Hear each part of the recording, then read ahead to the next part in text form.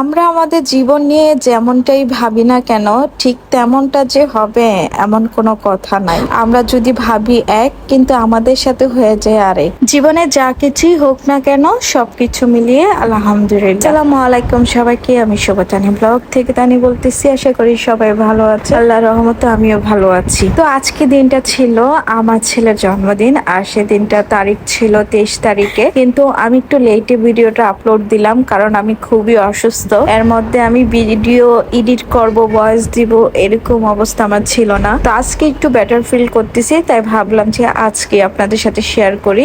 আমার বড় ছেলে সায়ান, তার জন্মদিন ছিল, কিন্তু আমাদের পরিবারের প্রত্যেকটা মানুষেরই প্রচুর পরিমাণে জ্বর ছিল, সাথে তো সর্দি কাশি ফ্রি থাকেই। আর আমার ছেলে সায়ানেরও জ্বর ছিল। তো জ্বর থাকায় আমাদের তেমন কোনো প্ল্যানই ছিল না, কিন্তু আগে অনেক পরিকল্পনা করেছিলাম যে অনেক আনন্দ করব, কিন্তু কিছুই করা হইলো না। কিন্তু সন্ধ্যাবেলা ভাবলাম যে ছেলের পছন্দের মতো একটু মাংস ফ্রাই আর পরোটা বানিয়ে দিই। জানি কিছুই খেতে চাইবে না, কারণ জ্বরের মুখে কিছুই খেতে ভালো লাগে না। তারপর মায়ের মন আর কি, ছেলে জন্মদিনে তেমন কিছু করতে পারলাম না, ছেলের পছন্দের মতো একটু রান্না করলাম। আমার রান্না শেষ হতেই দেখি ছেলের বাবা হাতে একটা কেক নিয়ে বাসায় আসলো। আর এই কেক দেখে তো আমার দুই বাচ্চা কি পরিমাণ খুশি, আপনারা তাদের চেহারাগুলো দেখলেই বুঝতে পারবেন। আর কেকটাকে আনবক্সিং করতে সময় যে ওরা কি পরিমাণ খুশি সেটা আপনাদেরকে বলেই বোঝাতে পারবো না। আপনারা ওদের চেহারাগুলো দেখলে অল্প একটু বুঝতে পারবেন। আর আজকে যে কেক আনবে আমার হাজবেন্ড সেটা আমি জানি না। অন্য সময় তো আমি নিজেই বলি যে একটা কেক নিয়ে আসো, আমরা একটু আনন্দ করি, কিন্তু আজকে আর বলি নাই, কারণ অনেক কিছুই চিন্তা ভাবনা ছিল, যেহেতু কিছুই হলো না। আমার একটু মন খারাপও ছিল, সাথে দুই বাচ্চা অসুস্থ,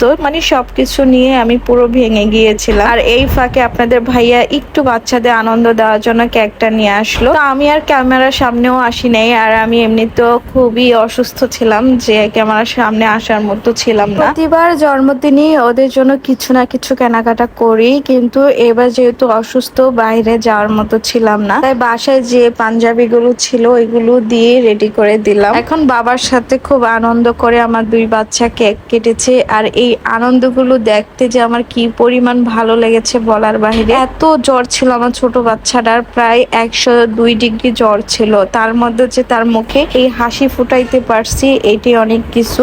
আর সবচেয়ে বেশি ধন্যবাদ আমার হাজবেন্ডকে, কারণ উনি কেকটা নিয়ে এসেছে। আর দেখেন দুই বাচ্চা থাকলে কি একটা অবস্থা হয়। আমার দুই বাচ্চায় কে কেক কাটবে সেটা নিয়ে কারাকারি রাগারাগি করে অবশেষে দুজনেই মিলেই কেকটা কাটলো। তারপরও হচ্ছে না, এই ছোট ছেলে রাগ হয়ে গেছে, কেন বড় ছেলে আগে ছুরিটা হাতে নিল, আর বড় ছেলে চাচ্ছে ওই নিজে আগে খাওয়াবে, মানে এরকম একটা অবস্থা। আসলে দুই বাচ্চা থাকলে এরকম জিনিসগুলো ফেস করতেই হয়। সবকিছু মিলেই আলহামদুলিল্লাহ যেমনটা পরিকল্পনা করেছিলাম ওরকমটা হয়নি, কিন্তু তারপরও দিনটা খারাপ যায়। সবাই ভালো থাকবেন, সুস্থ থাকবেন, আমাদের জন্য দোয়া করবেন। আল্লাহ হাফেজ।